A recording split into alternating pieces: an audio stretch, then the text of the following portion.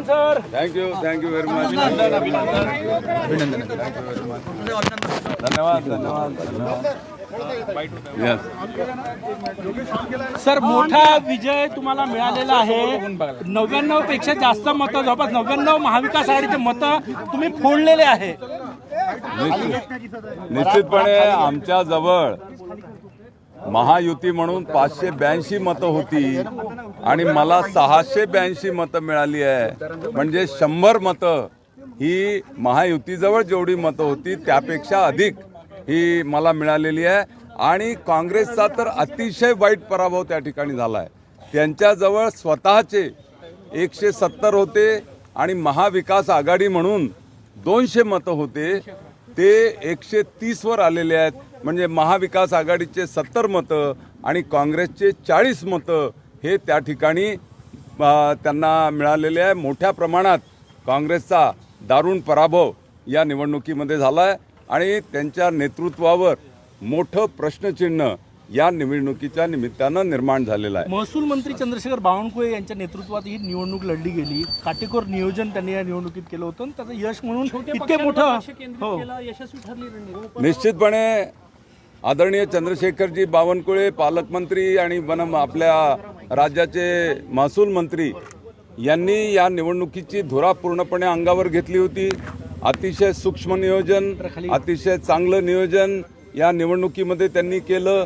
ते पूर्णपणे खंबीरपणे माझ्या पाठीमागे उभे होते. एकेका नगरपालिकेतल्या एकेका नगरसेवकाला कशा पद्धतीनं मनवायचं ह्या सगळ्या गोष्टी त्यांनी अतिशय प्रभावीपणे केल्या आणि त्यांच्या नेतृत्वामध्ये आणि निवडणूक प्रभारी आमदार प्रवीण दटके यांच्या सहकार्यानं या ठिकाणी संपूर्ण टीमनी जबरदस्त काम केलेलं आहे. हा केवळ डॉक्टर राजीव पोद्दार यांचा विजय नसून महायुतीचा विजय, भारतीय जनता पार्टीचा विजय. त्या ठिकाणी ॲडव्होकेट आशिषजी जयस्वाल आणि शिवसेनेचे कृपालजी तुमाने आणि सर्व नेते त्यांनी सुद्धा या ठिकाणी मोलाचं सहकार्य केलं. राष्ट्रवादी काँग्रेस पक्षाचे, अजित पवार गटाचे सर्व सन्माननीय पदाधिकारी त्यांनी सुद्धा या निवडणुकीमध्ये मला अतिशय चांगली साथ दिलेली आहे. तुमच्याकडे संख्याबळ होतं, परंतु इतक्या मोठ्या प्रमाणात विजय होईल असं वाटलं होतं का? संख्याबळ भाजपकडे होतं निवडणुकीत. संख्याबळ होतं आणि मी म्हटलं होतं सकाळी की 650च्या वर मतदान निश्चितपणे मला मिळेल. पण माझ्या अपेक्षेपेक्षा जास्त मतदान या निवडणुकीमध्ये मला मिळालेलं आहे आणि काँग्रेसला पूर्णपणे भुईसपाट करण्याचं काम, चारी खाने चित करण्याचं काम या निवडणुकीमध्ये आमच्या सन्माननीय मतदारांनी केलेलं आहे. कालपर्यंत आपण 650 म्हणत होते, आज 680 पर्यंत पोहोचले होते, पण जो निकाला तो 682चा आलाय. मी खरं पाहिलं असता माझं जे कॅल्क्युलेशन होतं ते 680चं होतं आणि सकाळी आपण बोलताना केवळ झी मीडियाच्या समोरच मी 680चा आकडा त्या ठिकाणी घेतला होता. पण मला स्वतःचं कॅल्क्युलेशन हे निश्चितपणे 680चं होतं आणि 682 मतं अपेक्षेप्रमाणे आम्हाला मिळालेले आहेत. काही नेते नागपुरात म्हणायचे नागपूर शहरापुरता भाजप पक्ष, जिल्ह्यात नाही, ते समीकरण आज धुळीस मिळाले.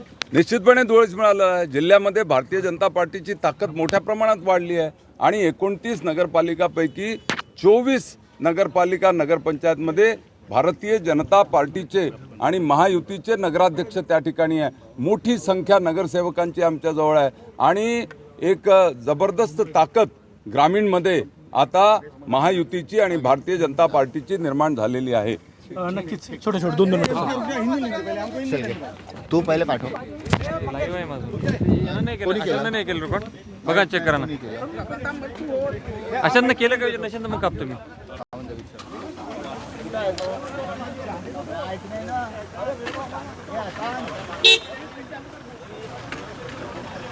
कापू का?